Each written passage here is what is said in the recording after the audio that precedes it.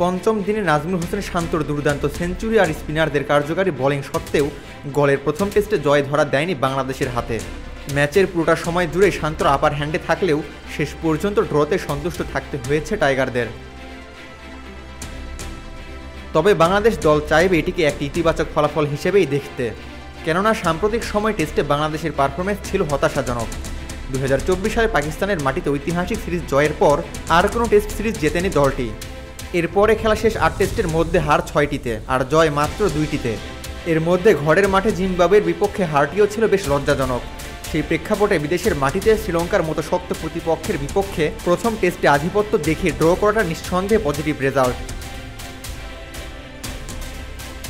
তবুও পুরো ম্যাচে ডোমিনেট করে জয়ের জায়গা তৈরি করেও ড্র করাটা কিছুটা আফসোসের জায়গা তৈরি করেছে দর্শকদের মনে।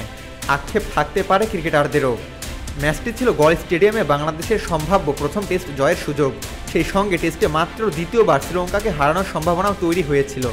স্বাভাবিকভাবেও দেশের ক্রিকেট প্রেমীদের মাঝেও আছে কিছুটা হতাশা। ওয়ালটন আবারও মিলিয়নিয়ার অফারে ওয়ালটন ফ্রিজ কিনে আপনিও হয়ে যেতে পারেন মিলিয়নিয়ার। দর্শকদের অনেকেই মনে করছেন বাংলাদেশের উচিত ছিল দ্বিতীয় ইনিংসে আরও দ্রুত ব্যাটিং করে ইনিংস ঘোষণা করা।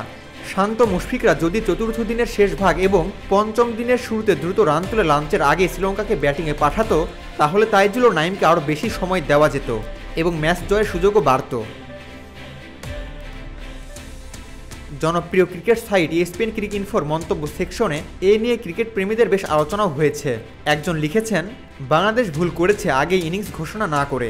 এখন জয় পাওয়া অসম্ভব নয়, তবে 10 ওভার বেশি বল করার সুযোগ থাকলে সেটা সম্ভব হতে পারত। শ্রীলঙ্কা কখনোই পঞ্চম দিনে 50 ওভারে 250 রান তাড়া করতো না। বাস বলের ইংল্যান্ড দলও সেটা করতে পারত না। আরেকজন সমালোচনা করে তুলনা টেনেছেন বড় দলের সাহসী অ্যাপ্রোচের সঙ্গে। তিনি লিখেছেন, এটাই বড় টেস্ট খেলুড়ে দেশগুলোর সঙ্গে অন্যদের পার্থক্য। কামিন্স বা স্টোকসদের মতো একজন অধিনায়ক হলে আগের দিন দ্রুত রান তুলে ইনিংস ঘোষণা করতেন আর সন্ধ্যায় কয়েক ওভার বল করে কিছু উইকেট নেওয়ার চেষ্টা করতেন। 50-50 টেস্ট ম্যাচ জিততে হলে হারের ঝুঁকি নিতেই হয়। তবে অনেকেই এটিকে ইতিবাচক ফলাফল হিসেবেও দেখছেন। একদিকে দলটি দীর্ঘদিন ধরে টেস্টে ফর্মহীন রয়েছে, অন্যদিকে দর্শক সমালোচকদের চাপ।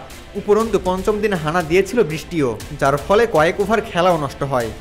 সবকিছু বিবেচনায় এই ড্রই হয়তো দলটির জন্য প্রয়োজনীয় আত্মবিশ্বাসের জ্বালানি হয়ে উঠবে। আবু তালহা, অনফিল্ড।